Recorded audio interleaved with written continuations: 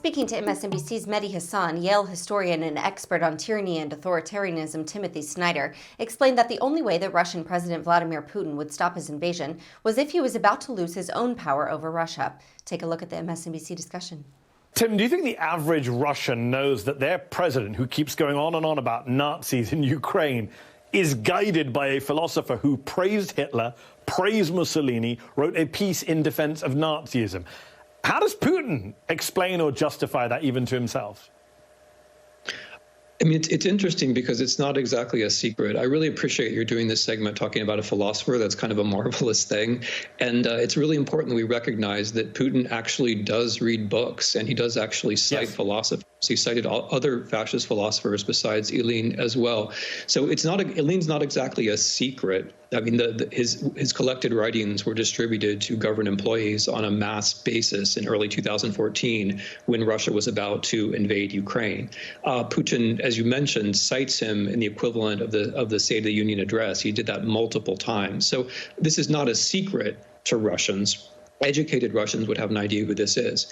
The fact that this is a fascist, though, is tricky because in popular discourse in Russia, and especially in the mouth of Vladimir Putin, fascist doesn't have any meaning, just like Nazi doesn't have any meaning. It just means the other side. It just means the enemy. Yes. And so the fact that you are a fascist, doesn't mean that you can't call somebody else a fascist. It's so true. And also interesting point about Putin reading, because our experience of modern fascism is the modern Republican Party, and there's not many readers in there. Experts, Tim, are telling the Washington Post that we could be looking at a stalemate on the ground in Ukraine. As recently as yesterday, President Zelensky called on Russia to meet for peace talks. Yet Putin seems just as determined as ever to destroy Ukraine. Based on your understanding of Putin and of the teachings of Ivan Ilyin, can there be a middle ground for men like Putin? Will Putin at some point accept a negotiated peace?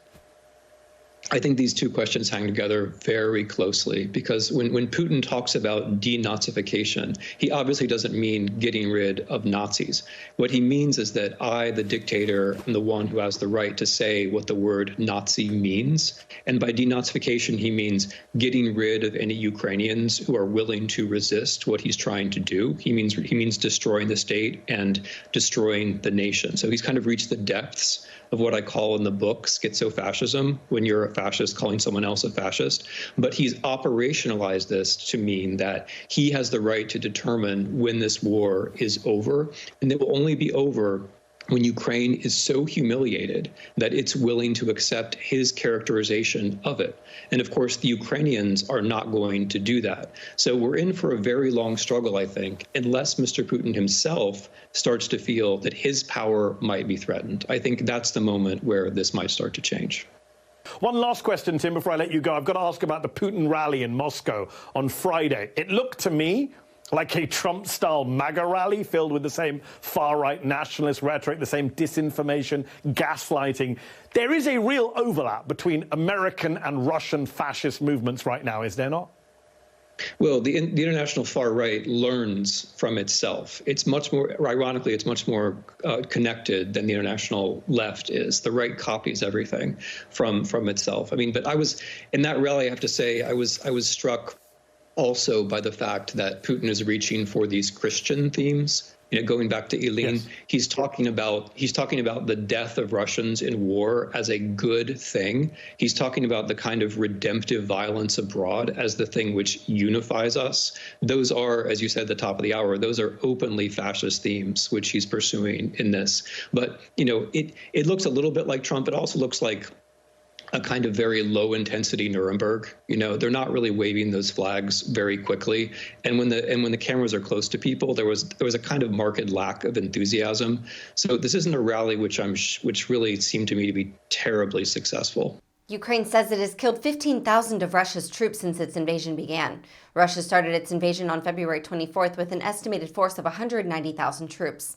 The Kyiv Independent reported that Ukraine's military also claimed that it had taken out a number of the enemy's armory and artillery.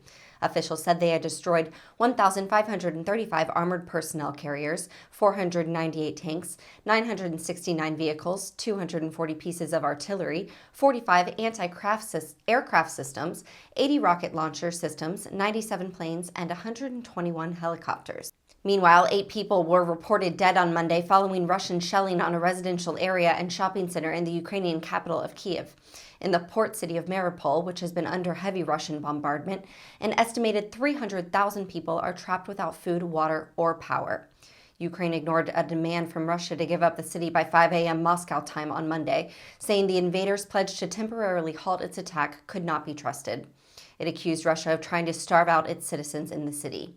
Ukrainian MP Inna Sovsun also claimed its citizens in Mariupol were being abducted and deported to distant parts of Russia to work in conditions akin to slave labor.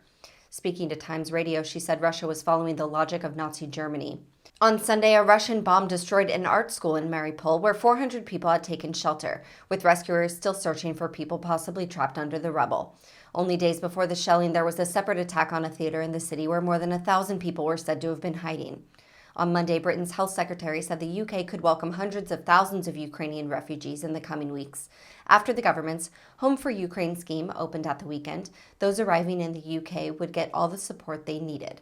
Some 10,200 visas have been issued under the Ukraine Family Scheme as of 4 p.m. on Sunday. And a total of 31,500 applications have been submitted so far. Over 150,000 people had expressed an interest in hosting refugees through the Homes for Ukraine program.